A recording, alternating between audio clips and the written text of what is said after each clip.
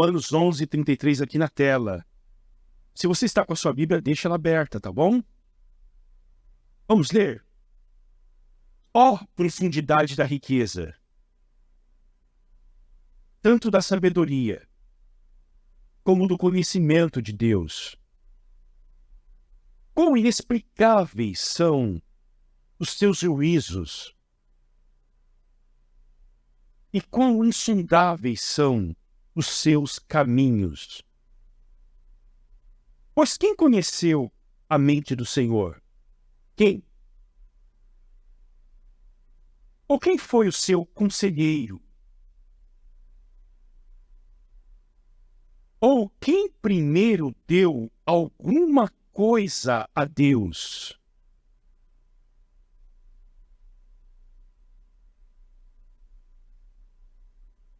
Para que isso lhe seja restituído?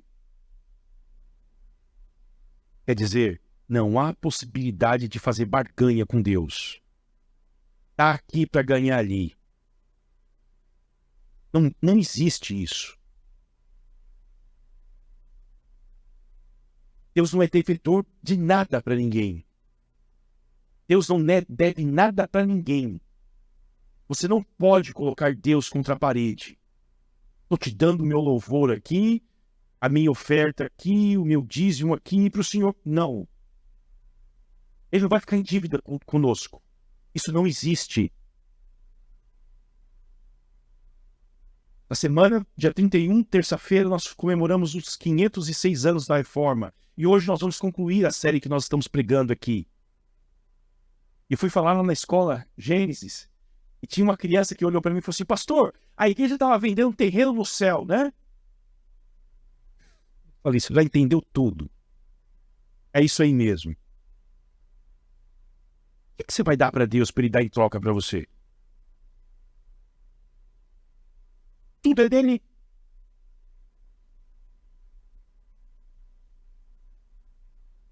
Quando nós falamos em contribuição financeira na igreja, nós precisamos entender uma coisa, queridos. Eu vou falar isso aqui para vocês hoje, que a gente quase não fala.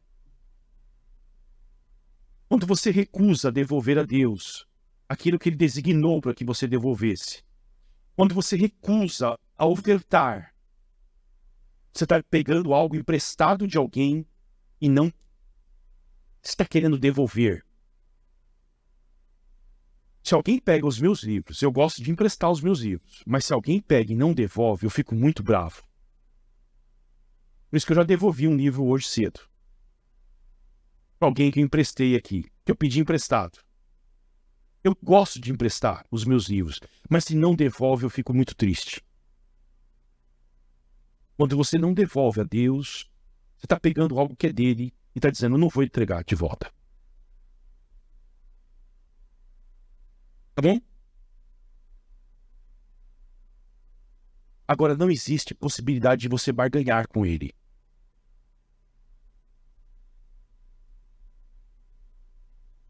Versículo 36. O ápice de tudo. Porque dele, e por meio dele, e para ele, são todas as coisas. A ele seja a glória, para sempre. Amém. Vamos orar?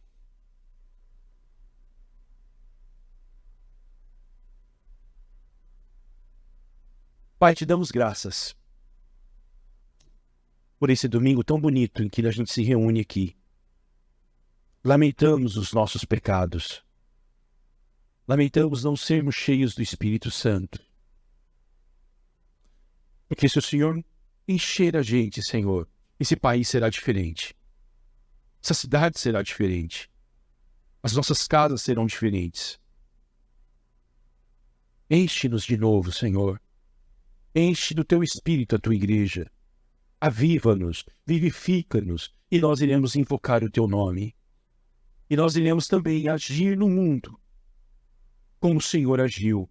Nós iremos abençoar as famílias, as cidades, as nações. Glorifica o teu nome. Vindique a tua glória nesta manhã, Senhor. Vindique a tua glória, Senhor, esta manhã. Em nome de Jesus. Amém. Somente Deus, glória. Nós, nesse mês de outubro, meditamos sobre os 5 solas da reforma. Vocês lembram? Somente a graça foi o primeiro, somente a fé foi o segundo, somente as escrituras o terceiro, somente Cristo no domingo passado, e hoje nós concluiremos falando sobre o quinto, somente Deus, glória. Perguntaram a um teólogo para ele resumir em poucas palavras o que foi a reforma protestante. E ele, sem hesitar, disse: a reforma protestante foi uma apreensão da igreja, da glória de Deus. A igreja foi surpreendida com a glória de Deus. Este foi o resumo que ele deu sobre a reforma protestante. E sempre que Deus derrama do seu espírito, reforma a igreja, reforma vidas, e aviva a igreja, e aviva vidas, Deus vindica a sua glória. É isto o que ele faz. Lembram do Salmo 115? Não a nós, Senhor, não a nós, mas ao teu nome dá glória. Por amor da tua fidelidade e da tua misericórdia, tira de nós toda a pretensão de levar alguma glória por qualquer coisa nas nossas vidas e dê glória somente ao teu nome. Lembram da oração do Pai Nosso? Qual é a primeira sentença da oração do Pai Nosso? Pai nosso que estás nos céus, santificado seja o teu nome. E a sentença final é uma doxologia, porque teu é o reino, o poder e a glória para todos sempre. Amém. O Novo Testamento começa com louvor. E esse texto que eu li é uma doxologia. E o que é isto, pastor? Doxologia. Doxologia é um discurso de louvor a algo. O Novo Testamento começa com uma doxologia. Os anjos cantaram quando se apresentaram aos pastores. E o que eles disseram? Glória a Deus nas maiores alturas e paz na terra entre os homens a quem ele quer bem. O Novo Testamento começa com a glória de Deus, com os anjos glorificando a Deus. E o Novo Testamento vai terminar com um grande louvor. Abra suas Bíblias comigo rapidamente em Apocalipse, capítulo de número 19. É um texto que não dá para deixar passar. Como que começa o Novo Testamento? Com glória a Deus. Como que termina o Novo Testamento? Com uma multidão de seres angelicais, com toda a igreja reunida diante do Senhor. Apocalipse 19. Versículo de número 6.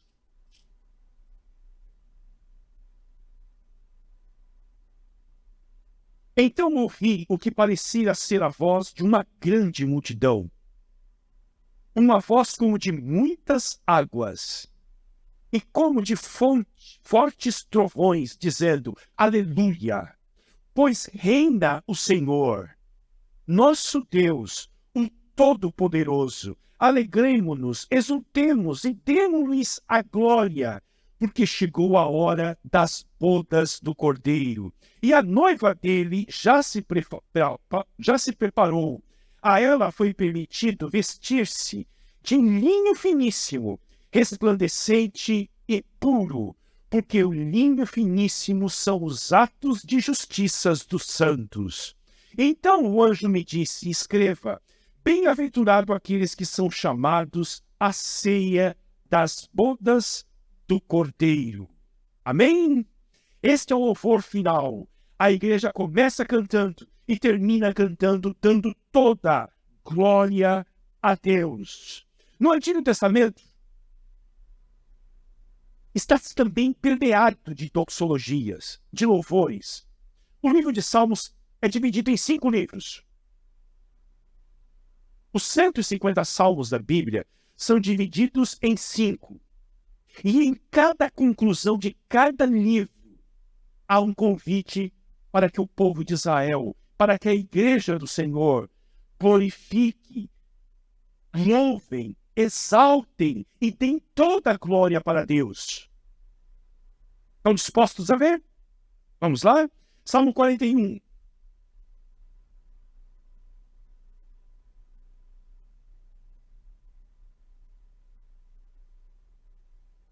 Versículo de número 13. Algumas Bíblias vão concluir esse primeiro livro e já vai mostrar livro 2. Não sei se na sua Bíblia tem isto. Livro 2. Salmo 41 e 13. Bendito seja o Senhor, Deus de Israel, de eternidade a eternidade. Amém e amém. Está dizendo que o primeiro livro foi concluído. Agora você abra comigo Salmo 72.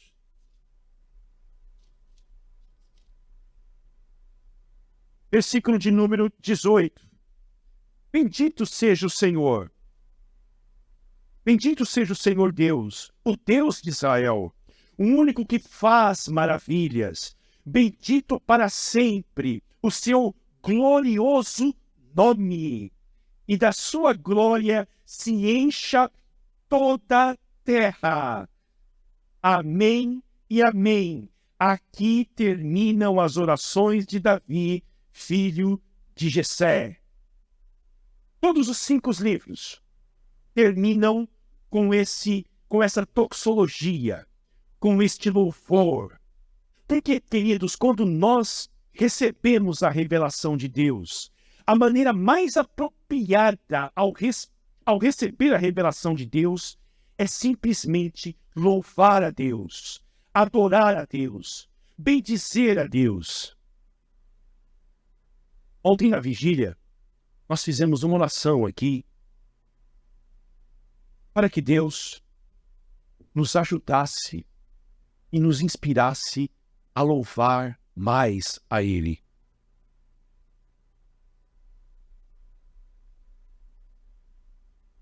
Nós louvamos muito pouco a Deus.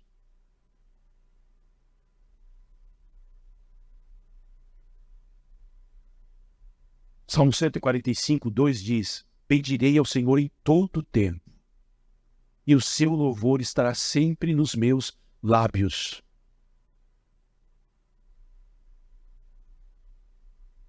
Em todo o tempo eu vou te louvar. A gente pode louvar nos momentos bons, mas o grande desafio é justamente na hora escura louvar a este Deus.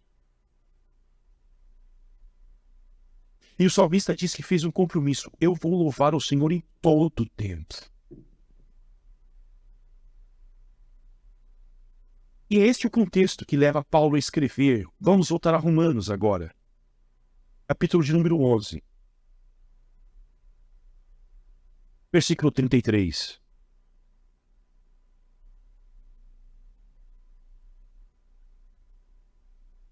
A revelação de Deus deve levar o povo de Deus a adorá-lo. E Paulo termina aqui em Romanos 11 o que ele começou a falar no capítulo 1 de Romanos. Frio? Entra um pouquinho aí, então, o ar.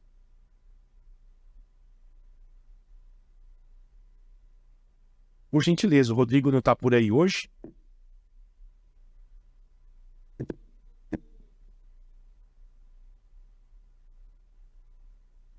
Depois vocês lêem em casa. Salmo de número 89 e 52, 106 e 48 e o 150, que é todo louvor. Desliga não, só aumenta. Isso. Paulo está terminando o que ele começou a falar sobre Deus, sobre o Evangelho de Deus. E ele termina com louvor. Ele não tem todas as respostas para todas as perguntas que nós fazemos sobre Deus, sobre o sofrimento humano, sobre as provações. Entretanto, sobre os caminhos de Deus.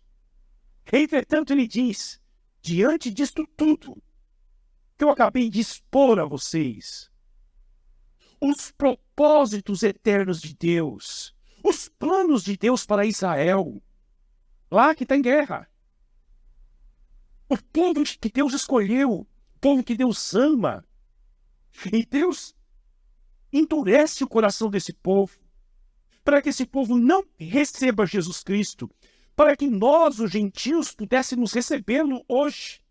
Mas ele diz, vai chegar um dia em que Deus haverá de converter todos os judeus, até que a plenitude dos gentios se completem. Isso é um mistério profundo demais.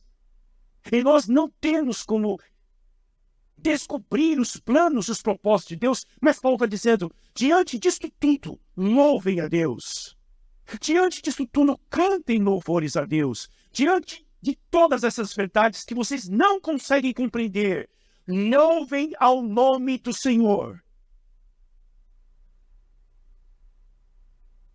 Porque dele, por meio dele e para ele, são todas as coisas. A ele seja a glória para todos sempre. Amém. Então eu quero ver com vocês essas 3 coisas que pertencem a Deus aqui. As 3 preposições. E, por e para.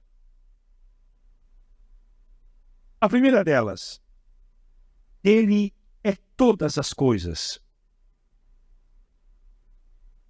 A causa primeira de tudo é Deus. Ele é o Criador, o sustentador, o Salvador. Ele é o agente pelo qual todas as coisas foram criadas. Tudo vem dele. Paulo diz, o Deus que fez o mundo e tudo o que nele há. Tudo.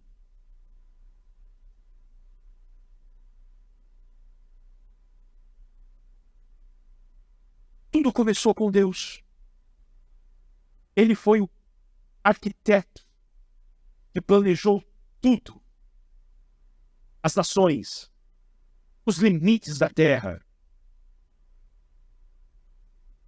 Foi ele que tensionou o plano da salvação. Foi ele quem elegeu um povo para si na eternidade. Tudo nasceu dele. Portanto, porque dele são todas as coisas. Agora, por meio dele,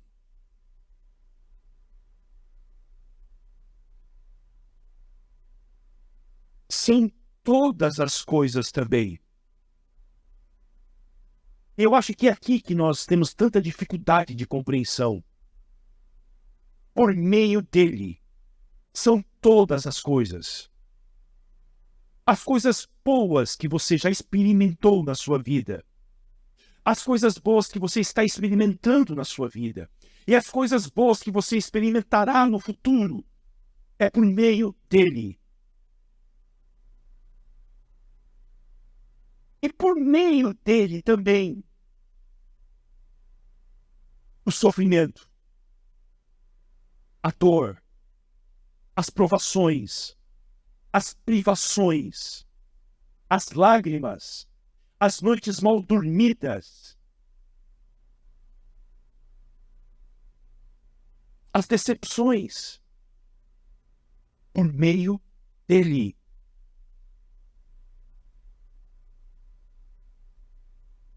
Como é que você acha que as coisas aconteceram na sua vida? Você acha que aquilo que você tem e que o Deus te deu e que você deve desfrutar, veio por quem? Pelos seus esforços? Seus méritos? Seu trabalho árduo? A sua inteligência inata?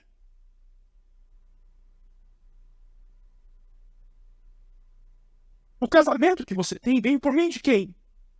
Deus. E foi Deus quem deu o seu cônjuge que está aí do teu lado. Ou que não está do teu lado. Os filhos, foi Ele quem deu. As dificuldades que você enfrentou veio por meio dele.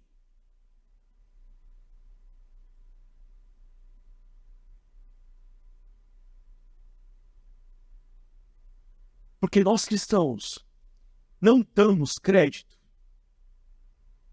às circunstâncias da vida.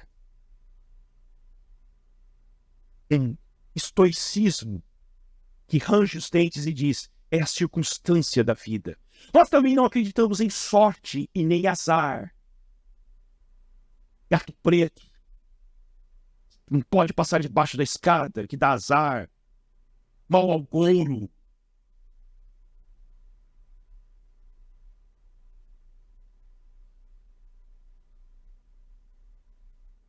Nós também não acreditamos a nossa infelicidade aos atos das pessoas. E por mais que isto seja importante, porque todo mal que alguém fizer contra você ou contra alguém, ele é responsável pelo mal.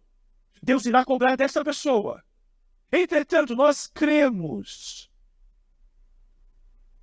que Deus permitiu que aquilo acontecesse conosco.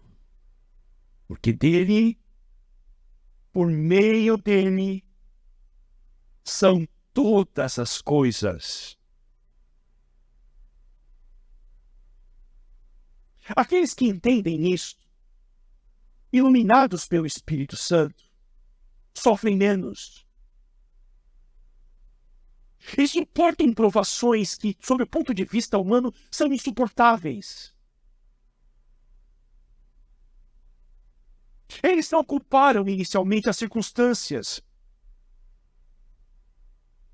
Não culparam o passado deles, a família em que eles nasceram, ou até mesmo a ação das pessoas.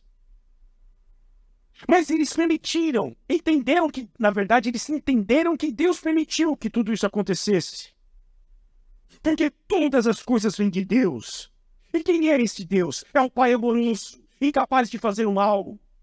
Este Deus é bondoso, Ele é sábio, Ele é justo e Ele é misericordioso. E Ele planejou a sua vida. Ele planejou não apenas os anos da sua vida, mas Ele planejou os meses da sua vida, os dias da sua vida e os segundos da sua vida.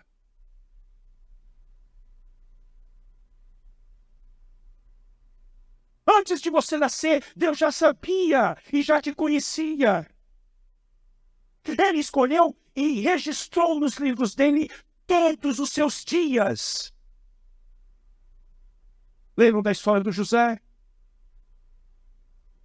O pai o envia até Dotã em busca dos seus irmãos. E José chega após uma viagem de 160 quilômetros. No momento em que os seus irmãos estão bufando de raiva dele.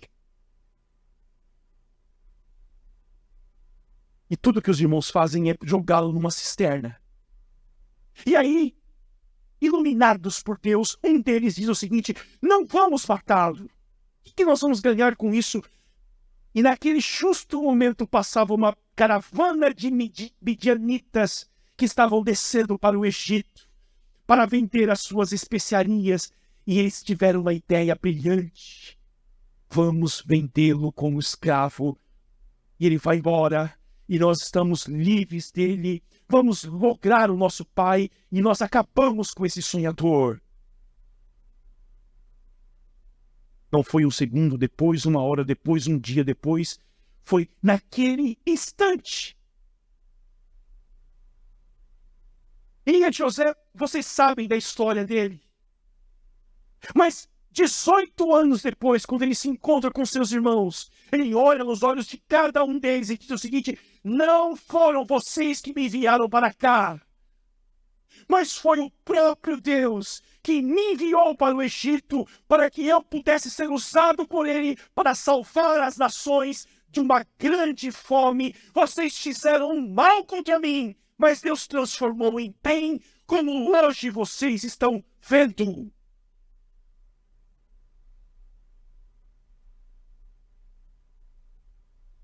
É por meio de Deus que tudo acontece. É por meio dele.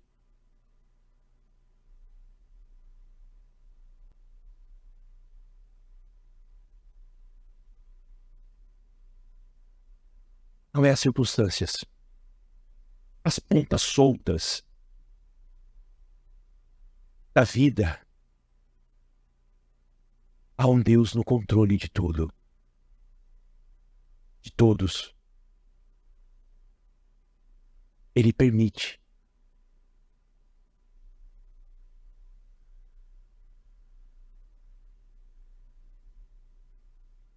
Talvez você está fazendo perguntas. Por que tanto sofrimento? Por que tanta dor? Por que eu estou passando por isso?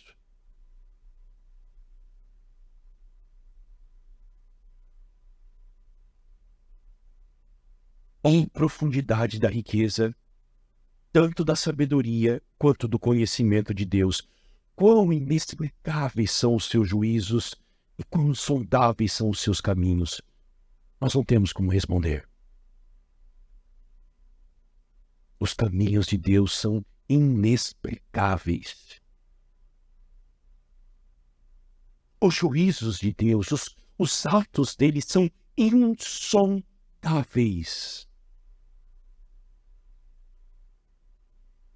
A mente não consegue compreender.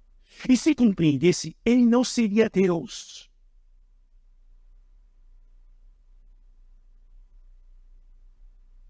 Pois quem conheceu a mente do Senhor?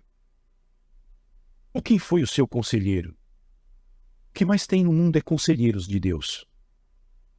Ah, Senhor, se o Senhor deixasse esse poder que o Senhor tem comigo um dia, o Senhor ia ver como eu ia dar um jeito na minha vida. Ah, Senhor, se tivesse o poder que o Senhor tem, eu iria acabar com o sofrimento no mundo, eu ia acabar com aquela guerra no Oriente Médio, eu ia dar comida para todo mundo, roupa para todo mundo, dar casa para todo mundo, nós viveríamos. Por que o Senhor não faz isso? Por que o Senhor não faz isso? Por que o Senhor está permitindo isso comigo? O mundo está cheio de conselheiros de Deus. E nós encontramos eles nas igrejas. Se Deus não fizer aquilo que eu quero, eu vou deixar ele. Não vou mais. Não vou fazer isso mais. Não vou adorá-lo mais. Não vou prestar culto mais a ele. Escute. Nós não vamos entendê-lo. Compreender. Mas nós vamos confiar nele. Porque nele há uma riqueza de sabedoria e de conhecimento. Uma riqueza incalculável de sabedoria e de conhecimento. Eu quero que você não se esqueça disto. Em Deus há uma riqueza incalculável de sabedoria para consertar a sua vida e de conhecimento para guiá-lo no caminho bom. Confie nele e leve a ele.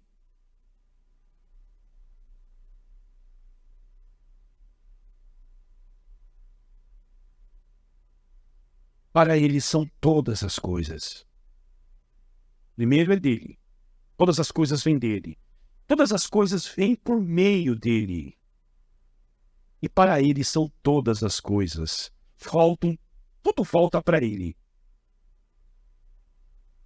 Você se alegra pelo fato da sua vida não ser um acidente?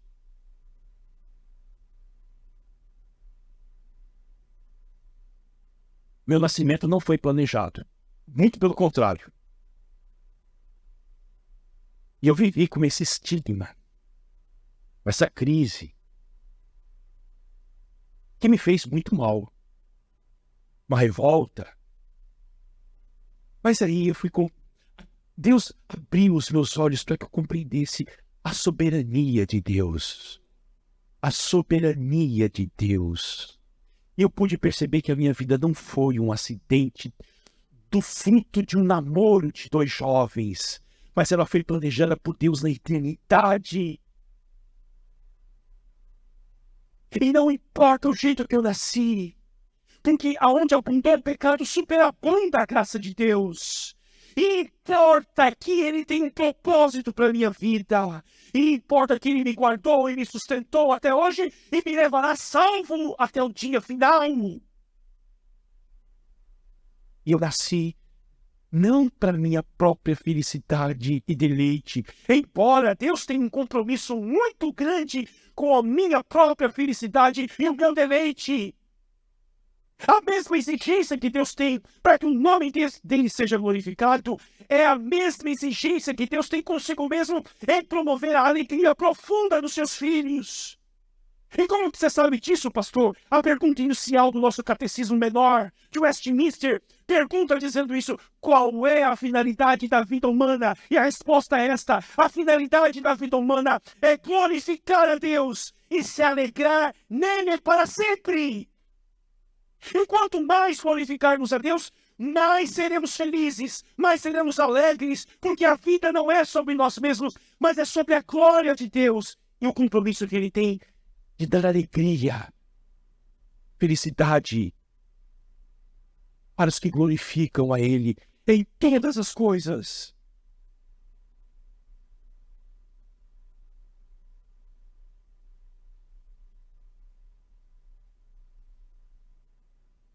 A sua vida, do jeito que ela foi projetada para glorificar a Deus, do jeito que ela é.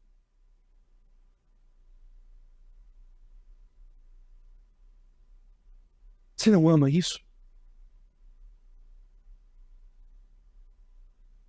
Você não ama o fato de você existir pessoalmente para fazer Deus ainda mais glorioso?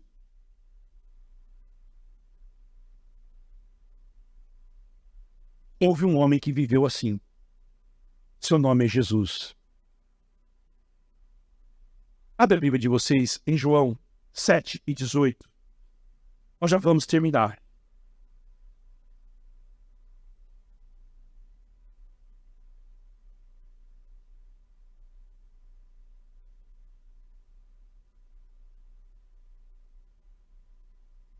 Quem fala por si mesmo está buscando glória. A sua própria glória.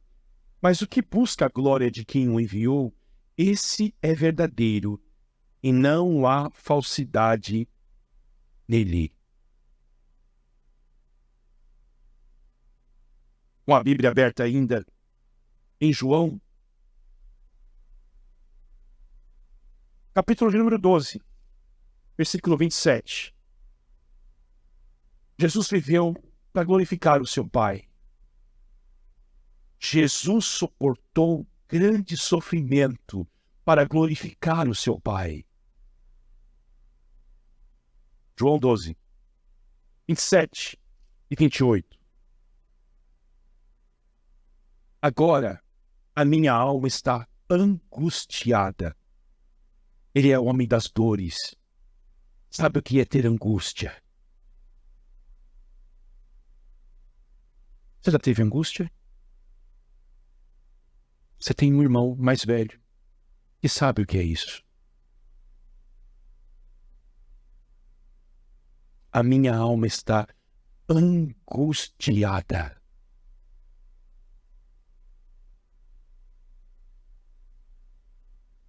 E o que direi? Eu vou orar como? Como que eu vou orar nesta hora de angústia? Em que parece que cadeias de morte me cercam. Jesus sabe o que é isso também. Quando você está angustiado e não tem palavras para orar. Não sabe o que orar. Eu que direi? Pai, salva-me desta hora? Não. A resposta. Pois foi precisamente com este propósito que eu vim para esta hora. Pai, essa é a oração que nós devemos fazer. Quando estamos angustiados, enfrentando sofrimentos, provações. Pai, glorifica o teu nome.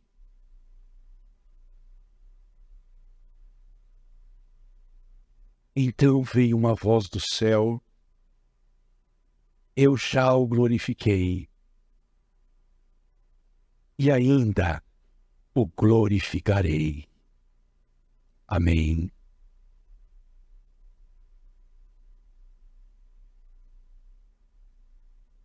João 13:31.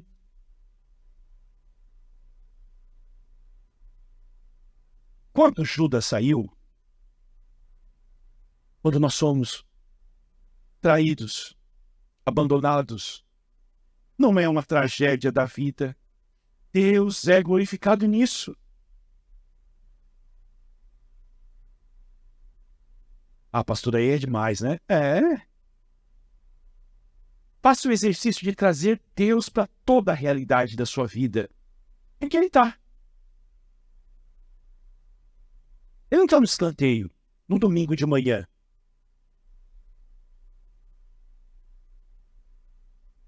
Quando Judas saiu, Jesus disse, agora foi glorificado o Filho do Homem. Agora eu fui traído, que ele vai me vender por 30 moedinhas de prata. Agora foi glorificado o Filho do Homem. E Deus foi glorificado nele. Se Deus foi glorificado nele, também Deus o glorificará nele mesmo. E ele o glorificará imediatamente.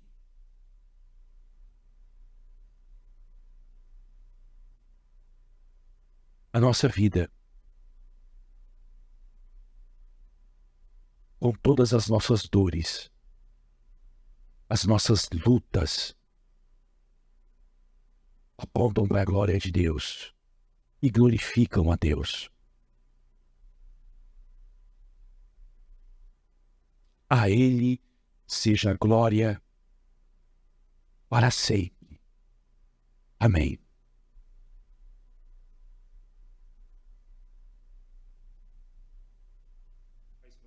6. Como é que nós vamos dar glória a Deus?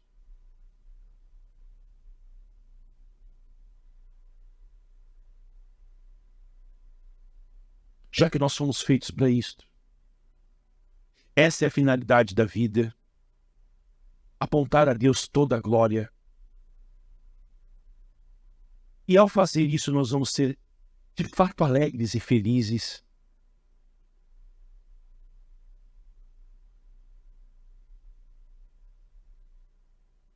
Eu não tenho uma receita para dar a vocês. E eu seria desonesto se eu chegasse aqui para vocês e dizer 7 coisas para a gente fazer agora para glorificar a Deus. Sabe por quê, queridos? Porque antes de glorificarmos a Deus, nós precisamos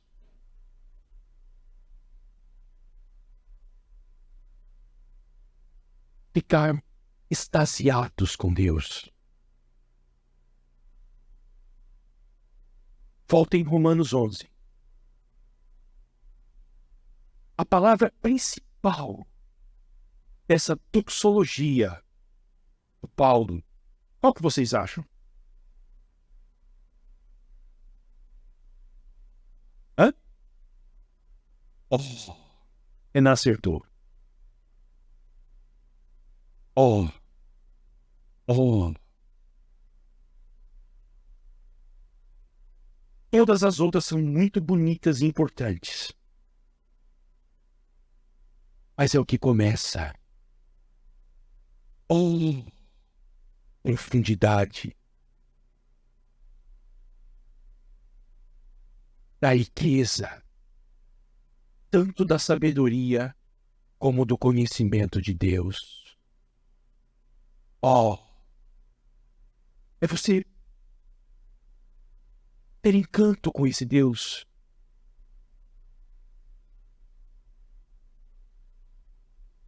Ficar extasiado com Ele. E se apaixonar por Ele. De tal forma que as palavras que saem dos seus lábios é de maravilha a este Deus.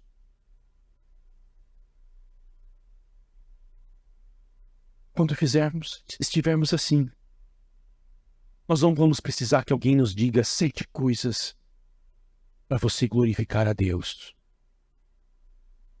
Porque a primeira coisa, rejeitaremos o pecado. Quando olharmos para esse Deus e falarmos o seguinte: mais do que o pecado é estar com o Senhor, e o Senhor é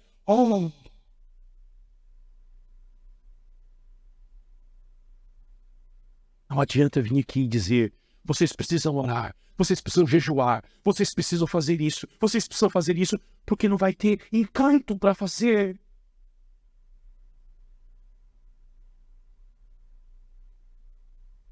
Porque o que nos dá forças, alegria, entusiasmo, é se deparar com a grandeza deste Deus que se entregou por nós, que se humilhou por nós, que foi até o inferno por nós. E aí, quando nós entendemos esse plano e ficamos apaixonados com isso, nós falamos como Paulo. De profundidade da riqueza e do conhecimento de Deus. Um dos males que eu percebo é que nós estamos entediados com Deus.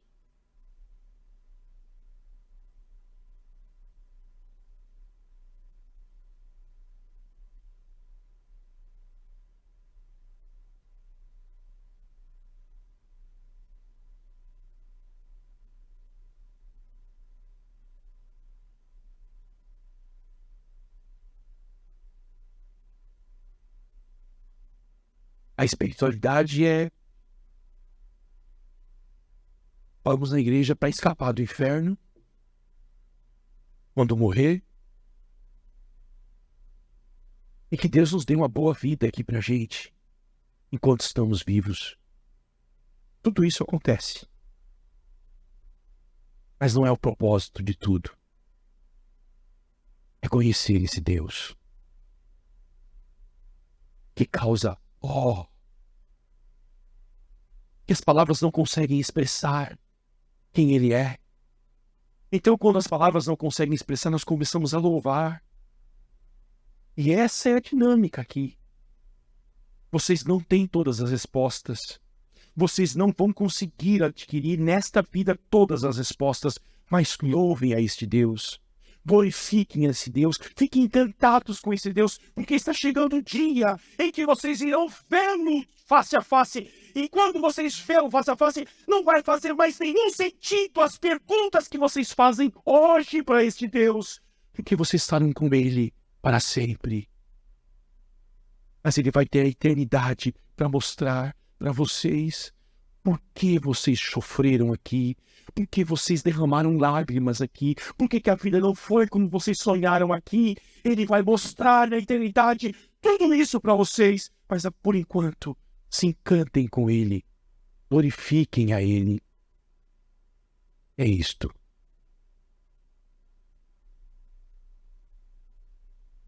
Com base no que você fala isso, pastor? Porque no versículo seguinte, Paulo vai dar exortações à igreja de Roma. Com base neste Deus grande, glorioso, poderoso, que a mente não consegue compreendê-lo. Portanto, irmãos, olha a conjunção adversativa. Portanto, pelas misericórdias de Deus, peço que ofereçam o corpo de vocês como um sacrifício vivo, santo e agradável a Deus. Depois que vocês entenderam tudo isso, se encantaram com Deus, agora, santifiquem-se. É isso o Evangelho. não é 7 passos para glorificar a Deus. Não. É se encantar com Deus. E hoje de manhã eu pedi perdão a Ele, porque eu sou um péssimo pregador. Porque eu também estou no caminho. E eu falei, a função da igreja, dos pregadores, dos pastores, é fazer com que as pessoas se encantem com esse Deus.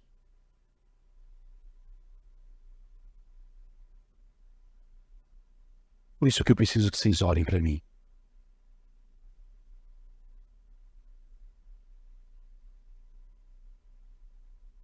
Vamos fechar os olhos? Alguém pode chamar as crianças lá?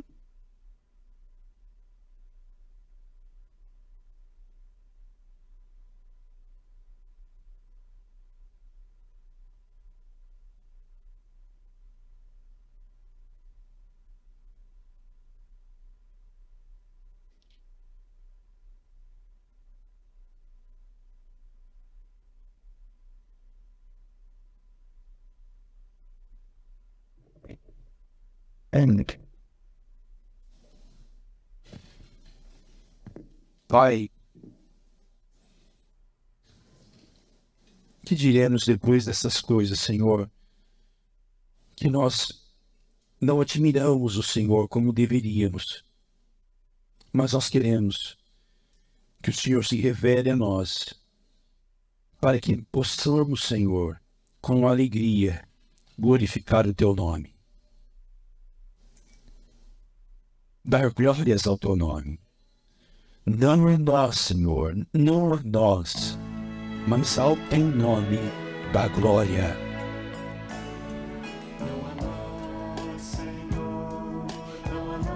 Receba a nossa adoração nesta manhã, confessando as nossas limitações e dos nossos pecados. Receba, Senhor, a gratidão por nos tolerar, pela Tua paciência conosco. Santifica-nos, aviva-nos, para que possamos dar glória ao Senhor. Tira de nós, ó Deus, a vaidade, a presunção.